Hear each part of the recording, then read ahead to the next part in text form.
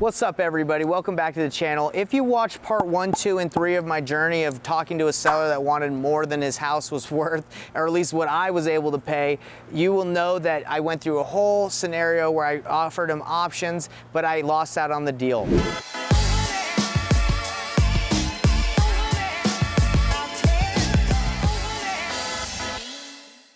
Now, I lost out on the deal by about $80,000. I got outbid by another buyer by $80,000. I was like, what in the world? There's no way someone can pay more than me. So I called the seller and I said, hey, can you give me the contact info of the buyer that bought your house? I gotta find out how he was able to pay $80,000 more than me. So the seller gave me his contact info. I called the buyer and I ended up finding out that the buyer works with a hedge fund. And this hedge fund actually overpays for properties that meet its specific criteria. And this one just happened to meet their criteria and they overpaid. That's essentially what they did, because when you break the numbers down, it just doesn't make sense as a flip. So anyway, it was really cool. And what I think everybody needs to do is every time you lose out on a property because someone outbids you, reach out to that buyer that beat you. Find out why they were able to pay more than you and make them your newest buyer. And here is a conversation that I've had with this buyer. So you can see that, like, you know, it's really cool that you can network with buyers that beat you. So competition, don't look at it as competition. You gotta look at it as, hey,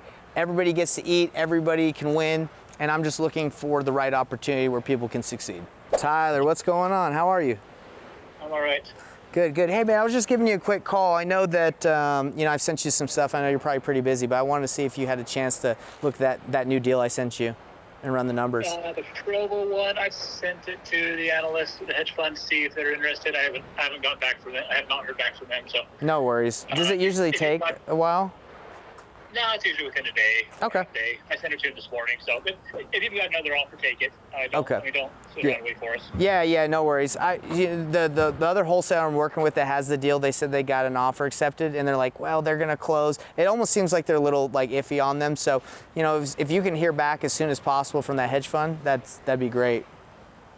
Sounds great. We'll do. Thank you. Cool, man. Thank you so much.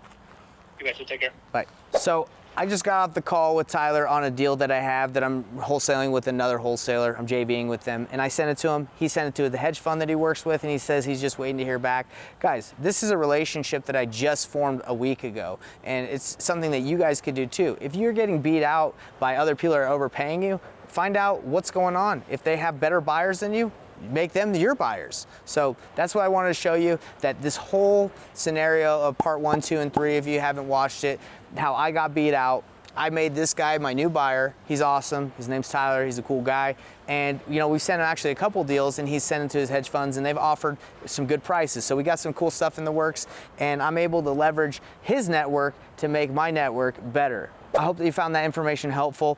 It's all about networking and having an abundance mentality over a scarcity mindset. If you want more information like this, subscribe to my YouTube channel and check out painlessflipping.com for our weekly masterclass that we teach you how to get started in real estate for free.